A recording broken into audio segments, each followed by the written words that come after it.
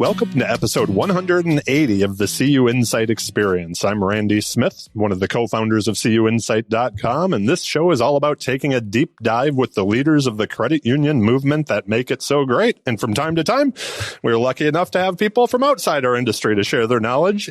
And today, that is one of those episodes. This episode is brought to you by our friends over at Humanidei. Humanidei helps credit unions build inclusive cultures that attract, develop, and retain talent. Today, I'm having a conversation with Libby Gill. Libby guides individuals and organizations to lead through change, challenge, and chaos by deeply engaging employees in a shared, future-focused vision of success. Libby is also the author of 5 books, including The Hope-Driven Leader. That's really intrigued me. So with that, let's jump right in. Libby, welcome to the show. Hey there, Randy. How are you? I am doing well. I'm so excited. I was doing a little bit of homework on you. There was so much that I guess I was struggling with the idea of which direction to go, because just reading, checking out your website, watching some of your other speeches, I'm excited for today. I'm also excited for your keynote at our CUInsight Mini-Con event coming up as well. So I think people are going to love this. Hopefully we can give a whole bunch of Libby. So a little background. Can you tell our listeners about you? Where'd your career start? How did it lead you to where you are today? I got my degree in theater, knocked around Hollywood for a while, did some commercials and other things, and little bitty part on a soap, and then realized I needed a real job, but that was not going to sustain me. And I ended up as assistant in the public relations department of a very prestigious small TV company, founded by a real mogul who just passed away recently, Norman Lear.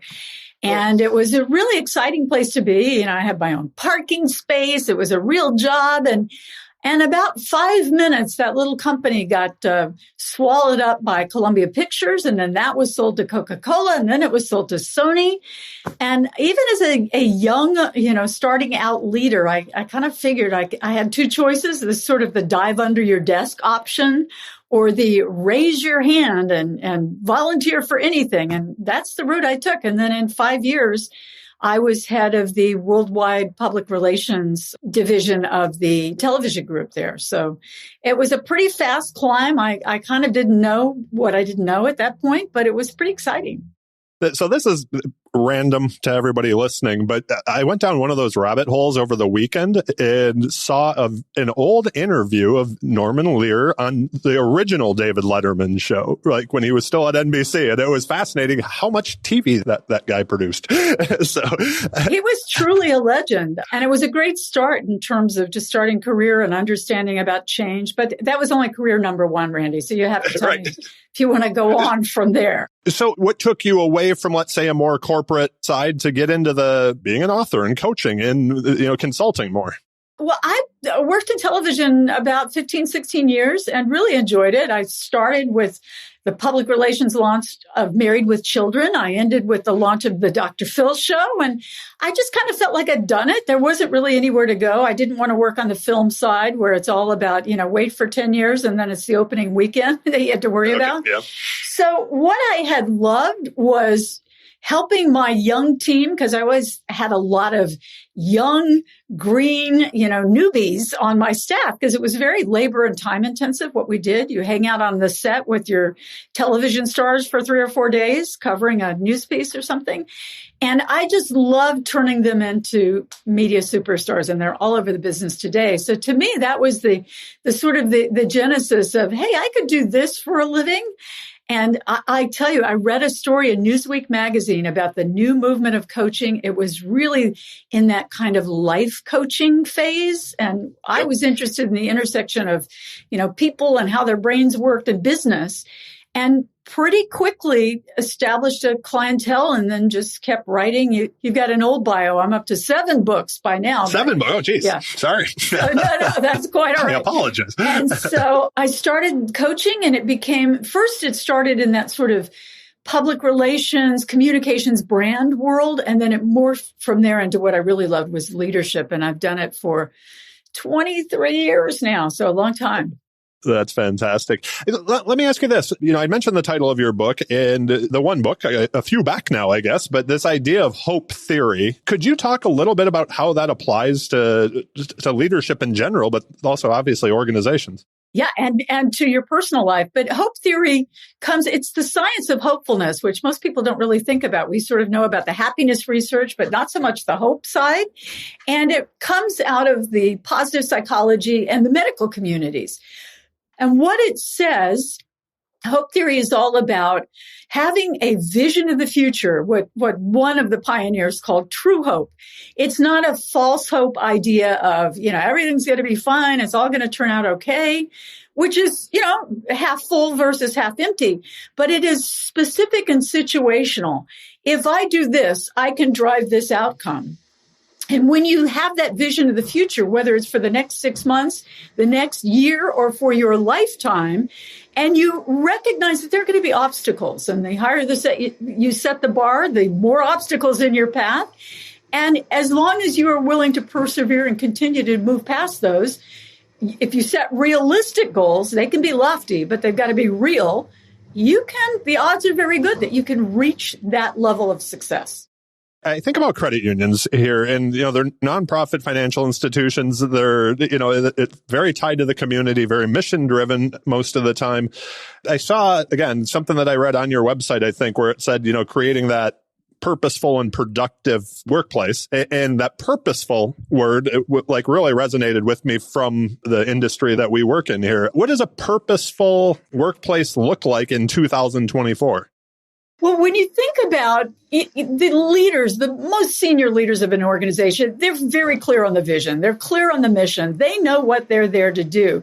But it's really translating that down to every level so that, everyone from a junior person, someone right out of college who's joined the team, and up through middle management and on up to the C-suite, they're speaking the same language.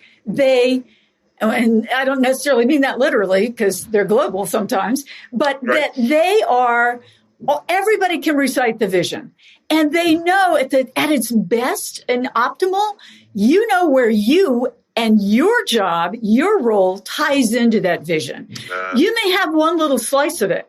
You may be the receptionist in a global organization, but you're also the person who is the, VP in charge of first impressions. So right. Understanding, and you look at the structure of a credit union. I love, just like you said, they are community-based. I love credit unions. I think of them as the good guys of finance because they're embedded in their communities. They know the people. But you can walk up to the most junior person there, and if they know what they're there to do, and they understand the role of the credit union, not just in their job, but in the community and how they serve their members, that's understanding the vision and the mission of the organization. That's purpose. And it's got to be intentional from the top that you teach and train people about this is what we do and this is how we do it. And even we've got a big credit union here in Southern Oregon, the Rogue Credit Union, with lots of offices. Certainly there is a system.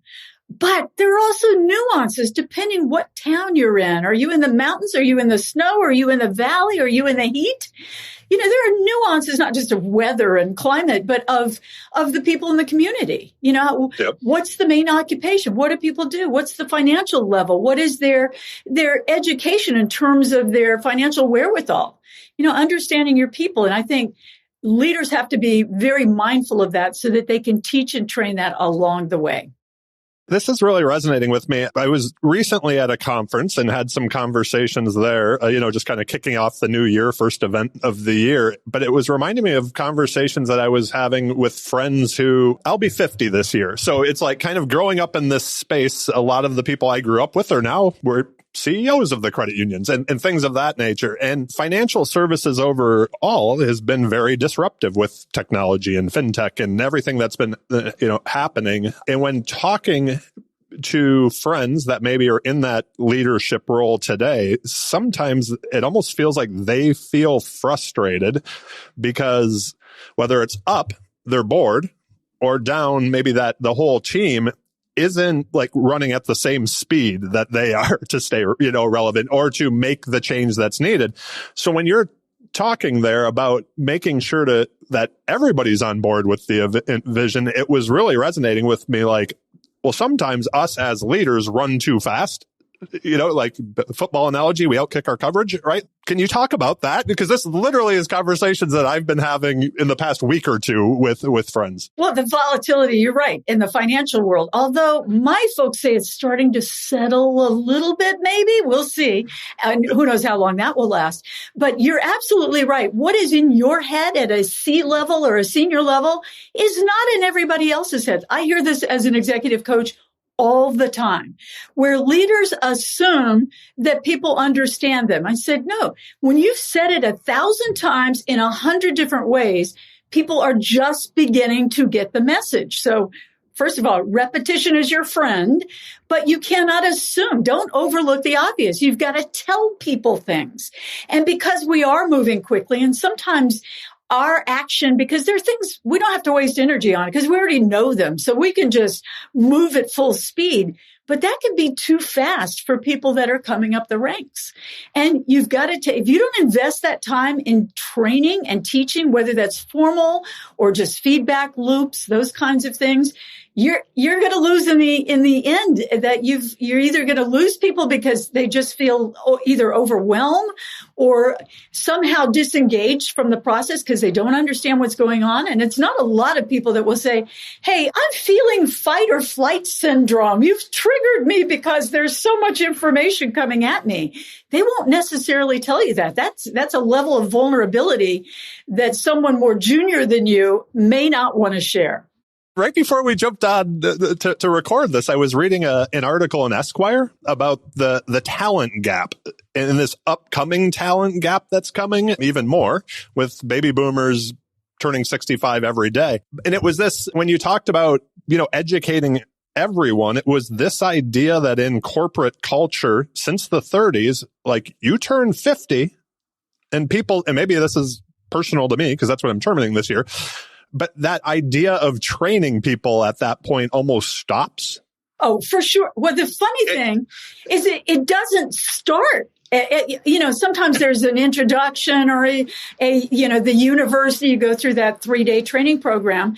But as an executive coach, I rarely work with people under a director level. And that's with companies where director's a vice president, really, but not in name. And so that's where the intensive leadership training comes in. Companies will often forget that more junior player. But then when you're 50, you certainly don't stop learning and evolving. And we're working. I'm older than you are, Randy, but happy birthday. But we are continuing to change careers, to work, to change disciplines. If you can keep your people engaged and challenged and sort of moving around and learning new things, even if they're limited opportunities for, a big title change or a big salary change, you've got to be challenging people with new things. That's the only thing that really keeps us excited and engaged.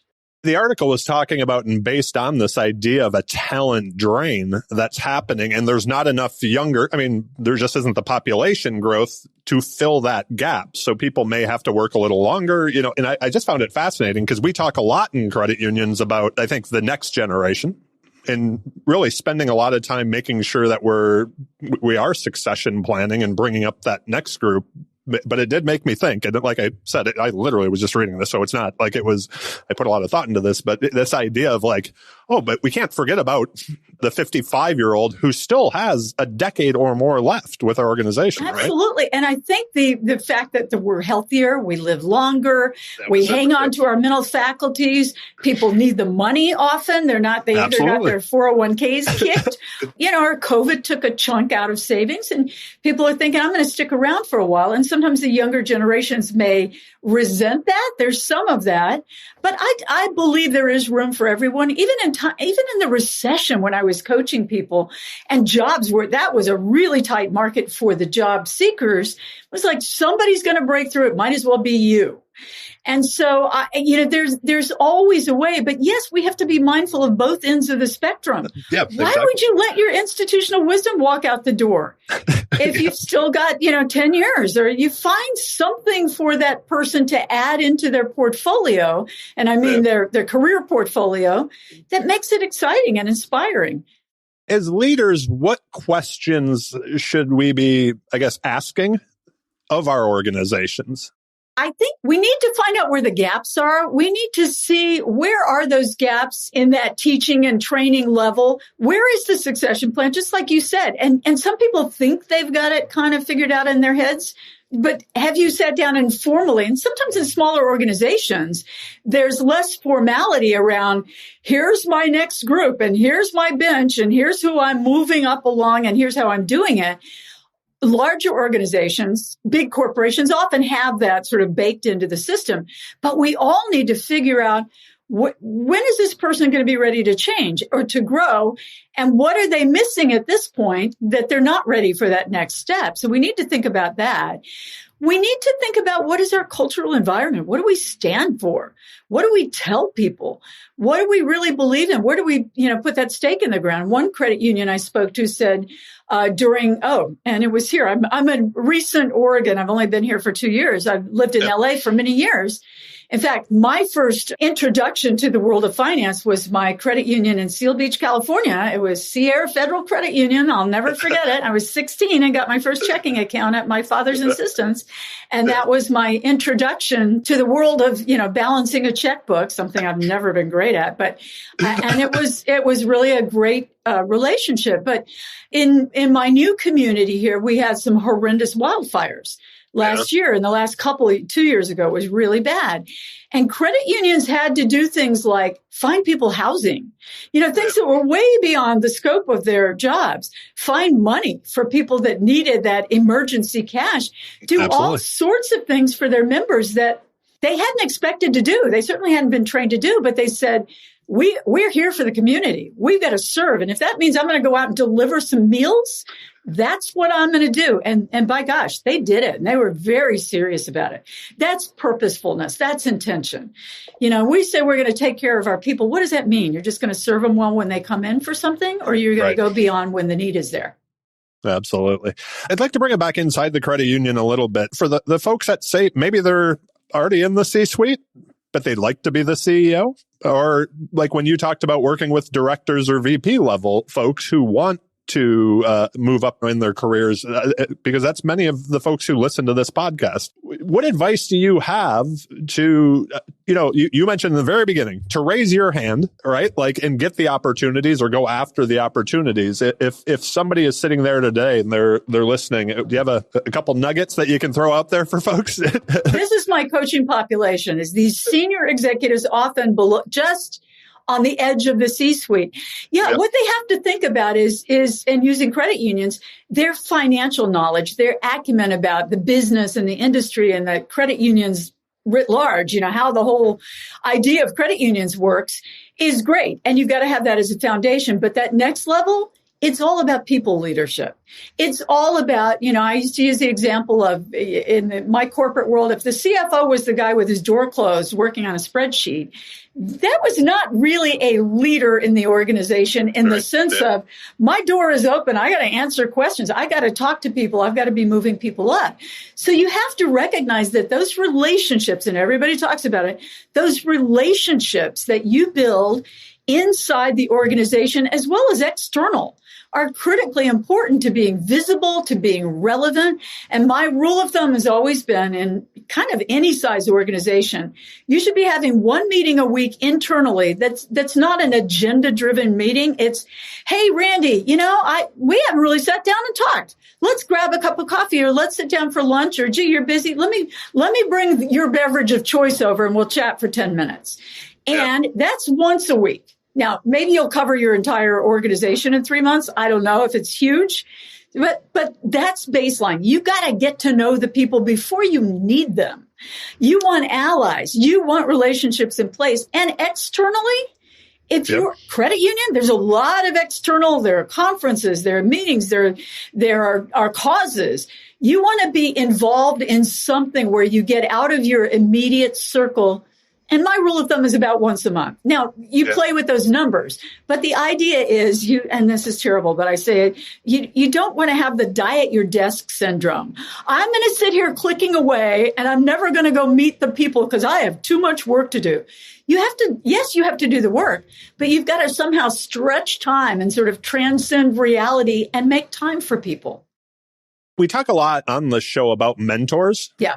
I think many of us have had formal and informal mentors. It was a conversation I was just having recently with somebody where they were like, I don't know these people. And I'm like, well, have you ever reached out to them? I mean, just like with a question, not trying to sell them something, or like you said, before you need them. What suggestion, I think you're going that direction about getting out there, do you have for folks on whether it is formal mentoring, coaching?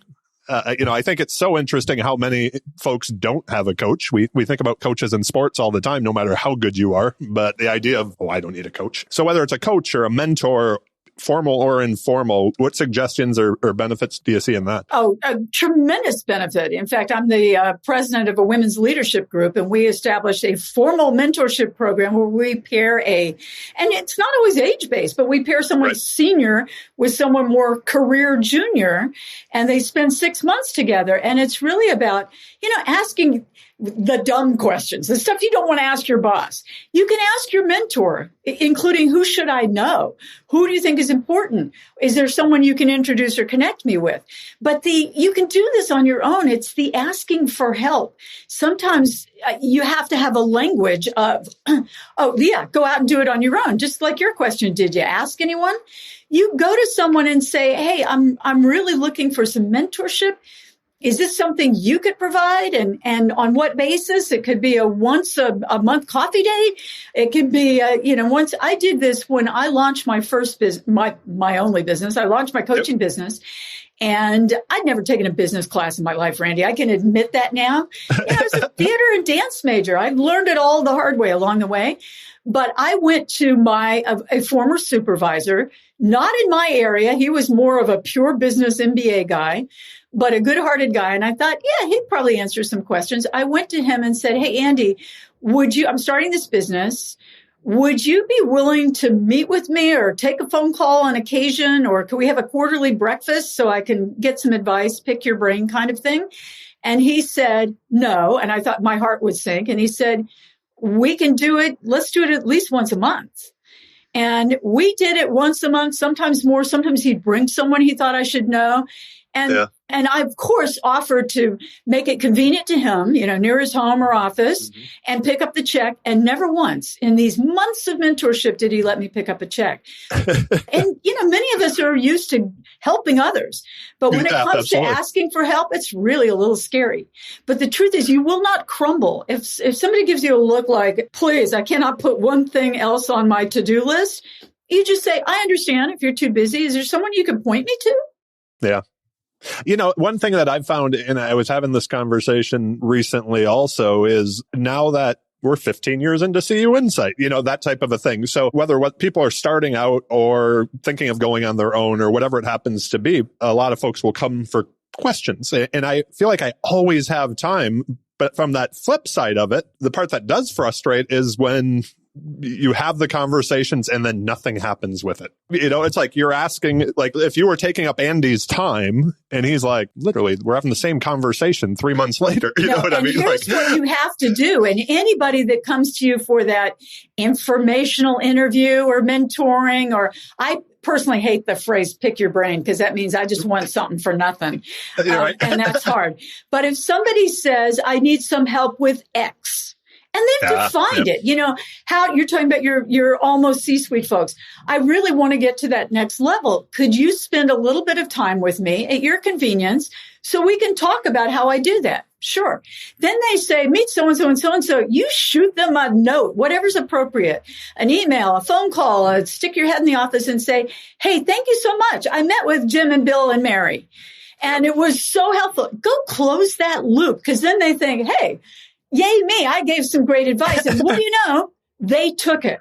We don't want to spend our time helping people that aren't taking action on their own. That's like, please don't waste my time. But if they come back and thank you for that sage advice, because we all love hearing that, and that something came from it, then you're all in. You're ready to go the next step. Well, here's what you might want to think about next.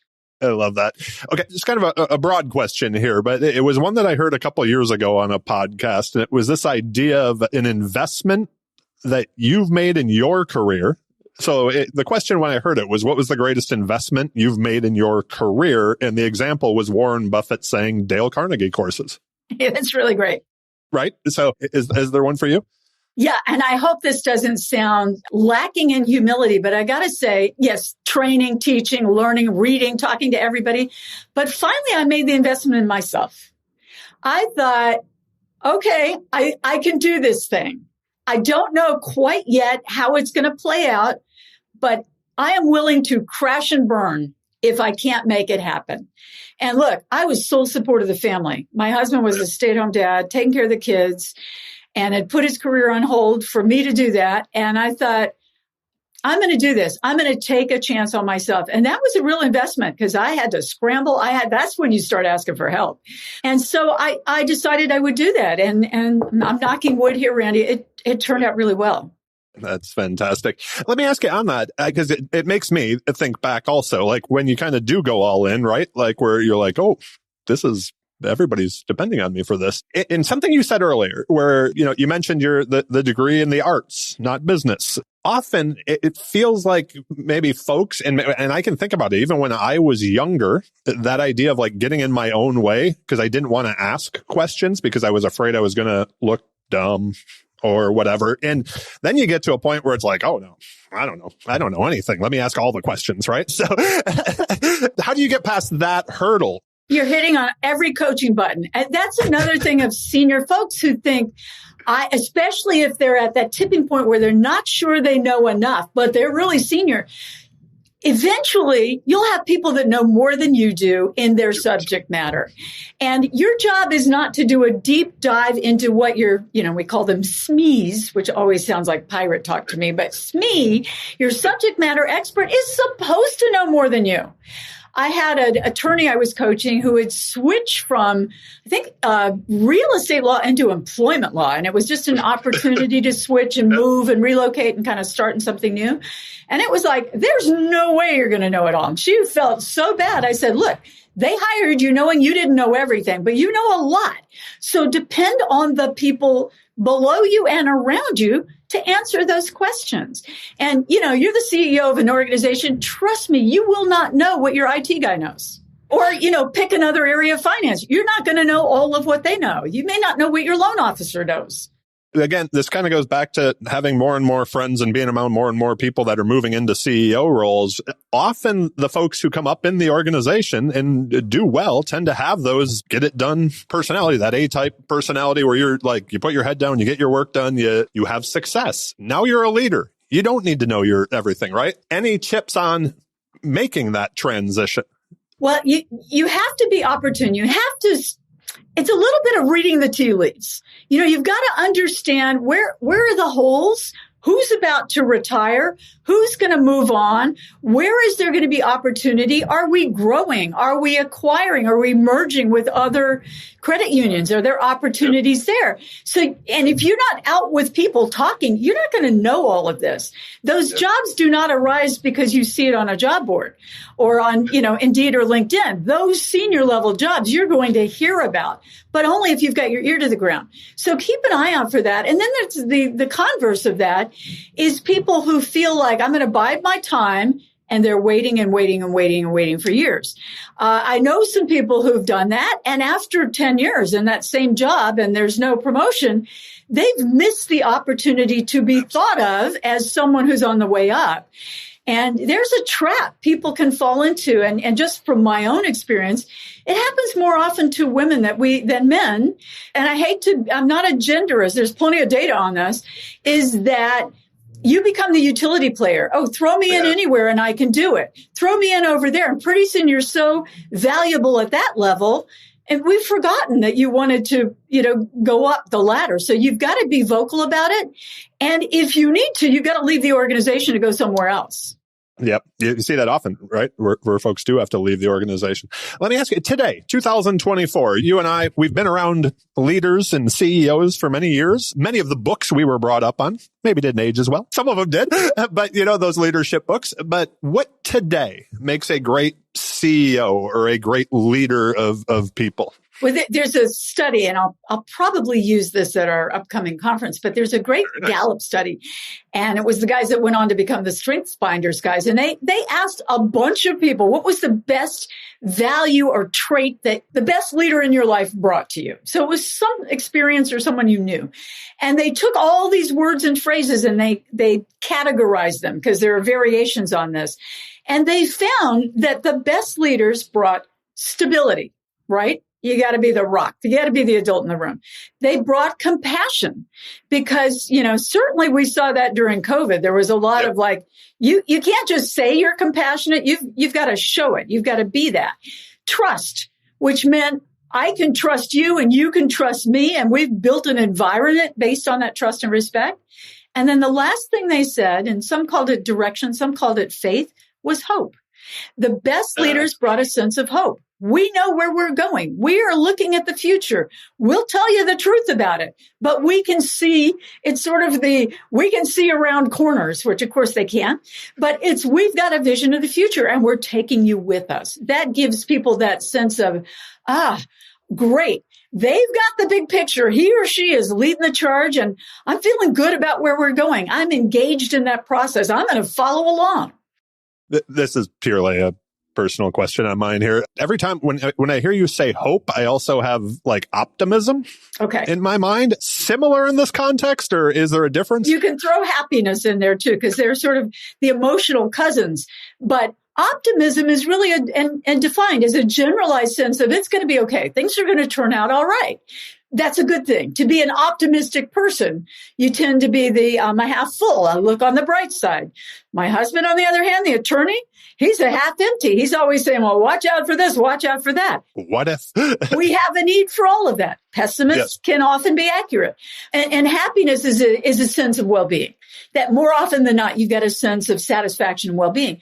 Hope is a situational and a specific, as defined by hope theory, the research. It's if I do this, then this is the outcome I can expect. If I set the bar here and I'm heading towards this vision, I see what might trip me up. Sometimes it's internal. It's our environment. It's our mindset. It's our software systems. It's whatever it is, or it's external. We don't control the financial climate. We can't control the Fed. We can't control this and that. We can do what we can do. So that's hope. You're tied to an outcome. It's not the, I hope it'll be okay, or wishful thinking. It's I see the future. Doesn't always turn out the way you see it. Right. We have to be fairly flexible, it seems like, too, right? The world moves quick. How, just from a communication standpoint, that's, you had a lot of experience there. When you're talking about the relationship as a leader with your team, with your board, we've all dealt with the person who is maybe more pessimistic, or that person who's always looking to poke a hole in something, or even just the way that kind of pushback. We heard it a lot in credit unions, I think more in the past than we do today, but it's still there, where it's like, no, this is the way we've always done it. Oh gosh.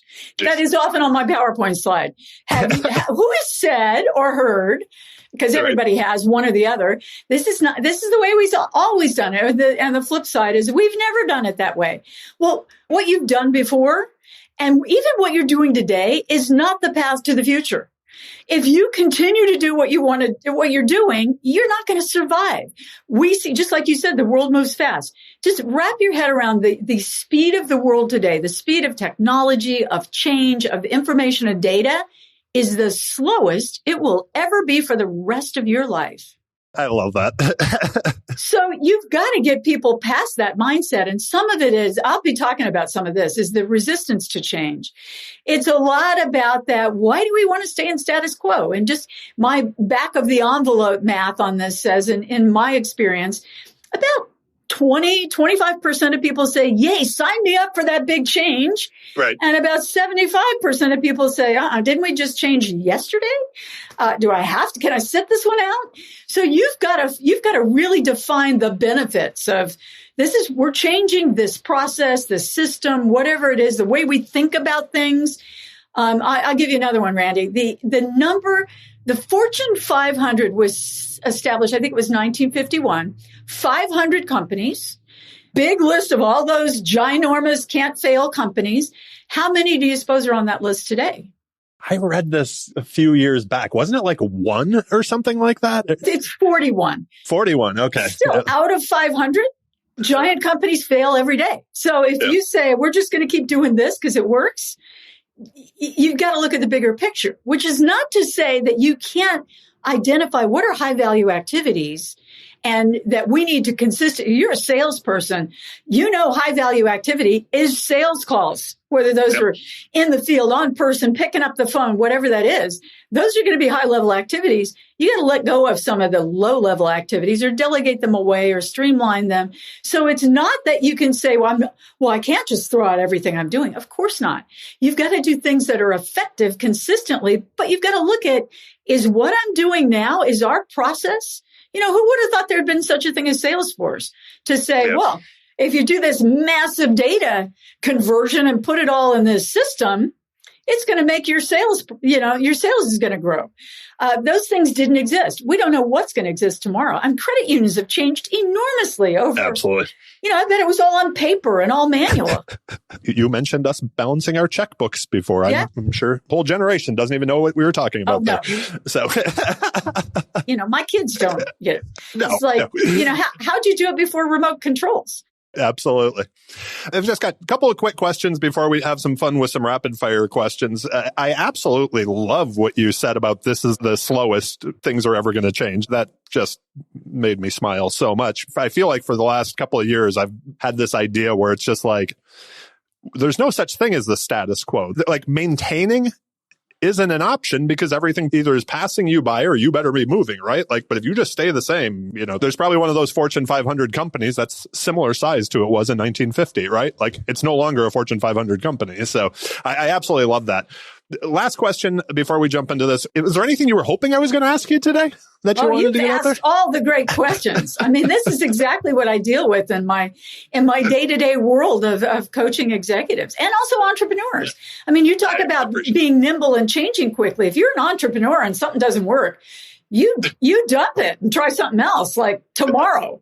That's a question I ask folks often because it was something I always struggled with as an entrepreneur was if an idea isn't working, we don't have unlimited resources. Nobody has unlimited resources. It doesn't matter the size. But that idea of killing projects and how do you stay nimble to get rid of the bad? And you were mentioning that even in our careers, what's your high value in your career?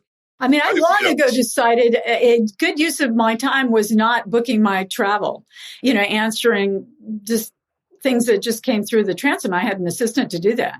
So, and that was great use of her time, great use of my time. If you can be doing 80% of your time doing what only you can do, then not only is it sort of blissful, but 20% of the time, come on, you got to do some stuff you don't like. I don't love the admin work and all of that, but I do it because it's part of running a business.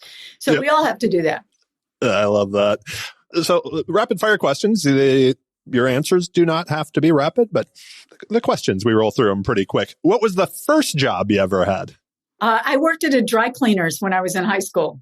Very nice. I think you're the first person in 180 episodes to have worked in a dry cleaner. Well, I guarantee you, nobody's going to say they were a hand model for Fancy Feast cat food, which I also was. You are right. That's never been anything. That's amazing. Speaking of amazing, when was the last time you were amazed, either personally or professionally? Oh, gosh, I'll tell you. I'm on the board of a homelessness shelter, and that does a lot of work for, homelessness, growing problem. It's really a housing issue. And I interviewed a fellow for our newsletter who had completely turned his life around. I could say this because he's made it public, kicked a drug habit, got himself back to school, got a job, became a manager. And, it's like anything is possible. And he said, well, it takes some hard work. But if you ask around, there's someone who will help you.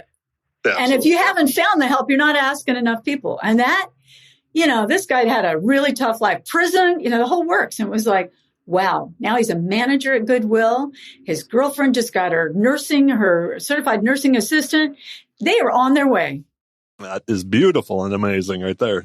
It's early in the year. What's taking up the Lily self-growth space? Oh, my self-growth? I don't know. I do a lot of work now just out in community because it's fun. And I've always wanted to be in the position where I had enough time, which no one ever has. And I didn't really have to worry so much about making a living, that I can do some pro bono coaching and be on a couple of boards. And that's awesome. And I've started a new career. I'll just throw that in there. Oh, yeah? Can you tell us what that is?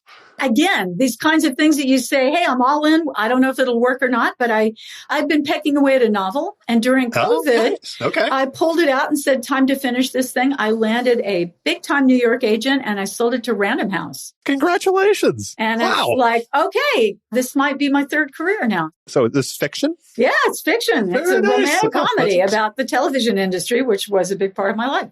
Well, I look forward to reading that. Thank you. So you're just filling up my book list. So let me ask you there. Feel free to tell like a book or two of yours that you think everybody should read, and we'll link to that in the show notes. And then if there is also that other book, that that you're like, every single person should read this book. Is there one that you have like that? You can. I'm going to give you one that's really old school, which is the 1 Minute Manager, which is say it succinctly, know what you're talking about, sum it up in a page. I love that. And the other one is a book called Change or Die. And it's about people in these, like people who had lifestyle health issues and were told by physicians, if you don't change, you're going to die. And the very small percentage, which is about 10% of people who actually take that advice. Yeah, isn't that something? Yeah. Right? Even with Can you death imagine? On the line. Somebody says that to you, what are you going to do? And 90% of people just go on doing what they're doing. And we're talking about that, I've always done it this way, but some people got the wake up call. So 7 books now. Before the novel comes out, if somebody wants to read one of yours, where do they start? They can go to my website. They can go to my name, libbygill.com. And I recommend You Unstuck and The Hope Driven Leader are my most popular titles. So start there. We will link to both of those too, so people can get it. What's the best piece of advice you ever received personally? And do you remember who gave it to you? I do. It was a friend. We've started in the PR business together. She now has like the biggest business in New York. And she said, when I told her I was thinking to start my own business, she said, just give it a try and see what happens. And that's what I did. So you're in the movie business. You become this world famous novelist. Who plays you in the biopic of your life? Oh, no, there's no biopic of me. There's the film or television version of my book, but that's not me. That's someone else. It is a young climate scientist who bumps into this down on his luck Hollywood television producer. Those are who we'll cast. That's who you're going to be casting. Who do you want in the movie? When you're writing it, who are you envisioning? In my head? No, I don't know yet. I had a vision early on, but it changed so much in the process of editing and changing. I got to think about that. Last question here. When you hear the word success, who's the first person who comes to mind and why? Oh, gosh. I think about my first real assistant in my corporate world. I was a VP and got a full-time, my very own assistant. And at one point in her career, she came into my office and shut the door. And, when you're a boss, that's bad news. They're either quitting or something bad is happening. And she told me that she had cancer and was not expected to live. And, my heart just dropped to my stomach. And I saw my team rally. There's a happy ending because she survived and she's fine and she's married and she's awesome. And her husband did the audio version produced for one of my books and, they're in my life. But I saw my little chatty PR team, who are usually the ones out there talking, just rally around this young woman in total silence, keeping her secret. She only shared it with HR and with my boss, that same fellow, Andy. And I just saw the best in people where they brought her a new colored television. They made her soup. They brought things to her. They sat by her bedside. We visited her when her hair fell out. And then she came back to work. And this young woman, on the days she had her chemo, she said, I'm still okay. I'm going to come to work. It's tomorrow I'm going to be sick. And I would see her on her days come from the hospital to the office until she got to the point she no longer could. And to me, that is the picture of success. That is a perfect way to wrap this up. Any final thoughts you'd like to share? And where can people find you if they need more, Libby? Go to libbygill.com, LIBBYGILL, and find me. And yeah, whatever you think you can do. Now, I can't, be 6 feet tall, and I probably at this age can't be a professional ballerina or an astronaut.